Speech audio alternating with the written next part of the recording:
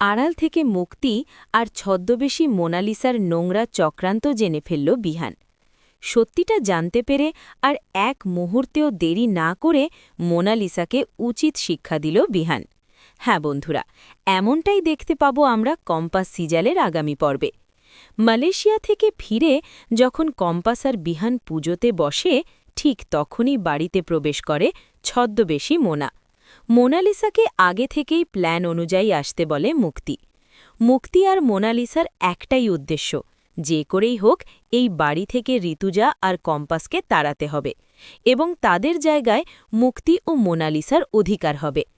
মুক্তি চায় অখিলেশের স্ত্রীর মর্যাদা পেয়ে তার সমস্ত সম্পত্তি নিজের নামে করে নিতে। তাই মুক্তি আর মোনালিসা মিলে যুক্তি করে যেভাবেই হোক এই পুজোটা বাতিল করতেই হবে। কম্পাস যে এই বাড়ির জন্য অশুভ সেটা আজকেই প্রমাণ করতে হবে।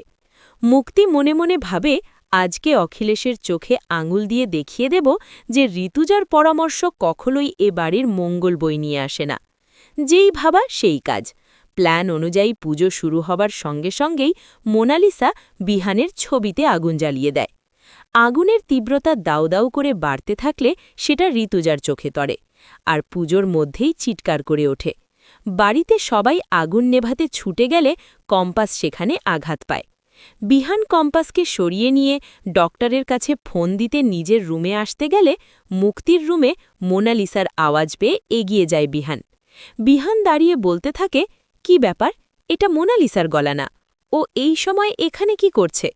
এই বলে দরজার সামনে এগিয়ে যেতেই জানতে পারে পুজো বানচাল করতে মোনালিসাই মুক্তির প্ল্যান অনুযায়ী বাড়িতে আগুনটা দিয়েছে। কথাটা শুনেই বিহান জোরে জোরে হাততালি দিয়ে মোনালিসাকে উদ্দেশ্য করে বলে, বাহ মোনালিসা বাহ, তার মানে কম্পাসই এতদিন ঠিক বলেছে। শুধুমাত্র কম্পাসকে অশুভ প্রমাণ করতে তুমি এ বাড়িতে আগুন জ্বালিয়ে দিলে। তোমার সাহস কিভাবে হয় মোনালিসা? এই বলে মোনালিসাকে উচিত শিক্ষা দিল বিহান। তো বন্ধুরা, তোমরা এটাই তো চাও যে মোনালিসাকে বিহান হাতে নাতে ধরে উচিত শিক্ষা দিক? কমেন্ট করে জানাও তোমাদের মতামত।